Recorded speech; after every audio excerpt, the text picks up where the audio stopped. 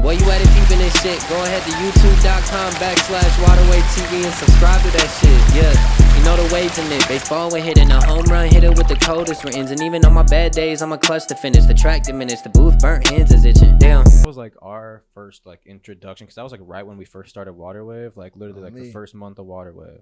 And we contacted, I think either in ZR's DMs or maybe in your DMs or something about doing the feature with Calvino back in the day. And we pulled up on y'all and we did it, and it was in that studio. And I was just like, damn, this shit's lit, because it's like it's nothing too fancy, nothing too crazy, but like this is where y'all making your hits out of. I'm like, this. The world never knew though. Everybody thought that everybody used to think that I used to record like in $1 million studios, just because of like how my shit used to sound. You know what I'm saying? So like when people hear my shit, they be like, damn, what you recording on Pro Tools HD? You know what I'm saying? This is back in 2008. You know what I'm saying? I was recording on Pro Tools 8. You know what I'm saying? Some bullshit, some regular shit, but I happened to make that shit happen. You know what I'm saying? So when I started learning how to really take care of that shit the right way, shit, I started making nigga shit sound good, like ZR and Lil Mo. For real, like.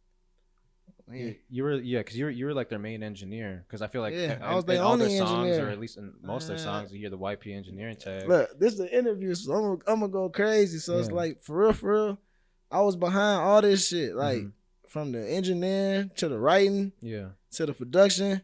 I was doing all of that shit for Lil Mo and ZR. Like I'm talking about the marketing, paying for all the background shit, paying for promotion, all that shit. I was the one that was like doing all that shit. You know what I'm saying? Like getting the ball rolling. You know what I'm saying? I seen talent in them. Like I think that was like young as hell, 16, 17, just rapping about their life. You know what I'm saying? That type of shit I can condone to, because I'm from the streets too. So I done lost homies, I done lost, you feel me, family members, all that shit. So I was really feeling their movement. They was gravitating to the shit that I was already kind of going through. So when they was going viral with that shit, I'm like, damn, a lot of people didn't think they was gonna even take off. I seen the growth from 0 views. Like they got some. Like this shit gonna go viral. First of all, he's Somalian. Feel me? Everybody already saying like, yeah, bro, sound like somebody in a little dirt. You know what I'm saying? And he took off with that shit and started going crazy. They got like some of the most viewed music videos out of Minnesota, at least besides the ones that are like obviously signed to like big major labels. Like outside, off the strength, off the underground. You know, even on like, you know, if you go on like the Minnesota Cold TV page, like these are one of the top 2 or 3 videos on there, and it's like they really, really had. I don't think their time has passed, but they had like that motion for like the past like 4 years where they're like they're getting 10, 20,000 views a day on their videos, and you just see the growth. Because like we even have a shout out music video for ZR on our page, and that's still one of our like most viewed videos every week or every month, and it's been out for like 2 years. Like it's crazy, and he hasn't even dropped a song in like a year or 2 or maybe even longer. I don't even know how long it's been. It's been a long. It's been a while, and it's like his videos are still retaining those viewership, that threshold.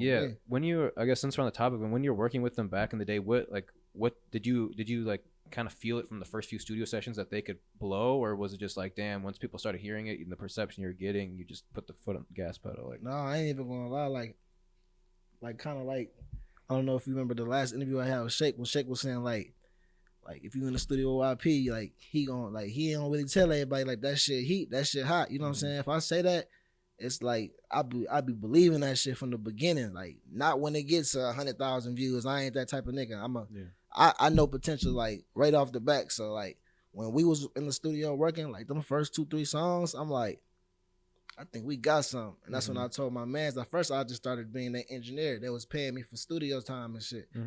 But then I'm like, you know what? I see something bigger than this, you know? I stopped, you know what I'm saying? Like I stopped charging them for studio time. I started putting the money into them, you know what I'm saying? That type of shit. Just because I seen the bigger picture. You know what I'm saying? For both of us, really.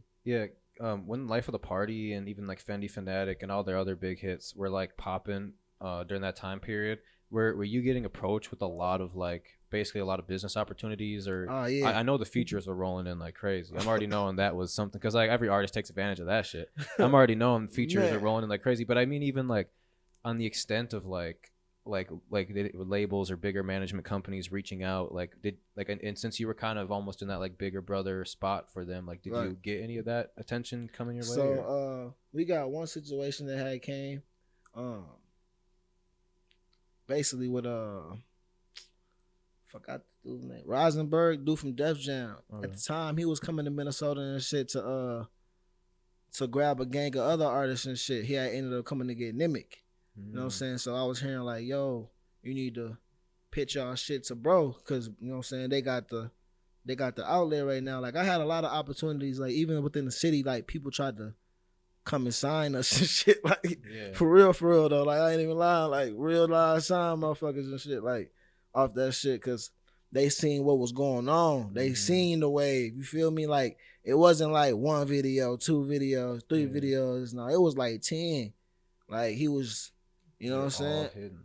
Like yeah, I'm honestly like kind of surprised that there wasn't like a big, like a super big label to just swoop in and, you know, like scoop them up like a lot of artists are nowadays, just kind of getting scooped up. Like if you look at like the underground, like Autumns and Summers and all like the hyper pop type of like crowd, if you're familiar with that at all, but they're like all like, you know, they get 200, 300, 400K on their music videos, and like they're honestly doing a fraction of what they were doing, and it's just interesting. And I don't know if that's just an issue with like being in Minnesota and like there's not enough eyes on us out here, but I know the ZR and Lil Mo fans were stretching around the world. Really. No, hell yeah, bro's getting booked everywhere. Like I'm talking about, bro had at least 7 days out the week he was gone, at least 3 days. You know what I'm saying? Like people was paying for features like every day. You know what I'm saying? So like I seen like, bro, it's Lil Mo and them they had a whole different wave, bro. I ain't gonna lie, they like out of the Minnesota culture rap, I feel like out of anybody, they was the ones that was supposed to really get a deal. And I honestly believe so. Like too. They worked for that shit. Like we was in the studio countless hours, bro. Like you know what I mean, working on albums. Like I was buying beats, I was making beats, I was buying beats from other local producers. You feel me? Like I was like really trying to like take bro to the next level, so that way when I got the positions that I could be in, I can come back to the city and I can start signing niggas for real. You know what I'm saying? Getting niggas them distribution deals and shit like that. But it's like, I feel like with Minnesota, it's like when they see something, they see that they gonna ride the wave, or when they see some shit that ain't them take off, they gonna be like, oh, that shit weak, or that shit, you feel me? And to me, that shit brings down negativity on the whole everything, you know what I'm saying?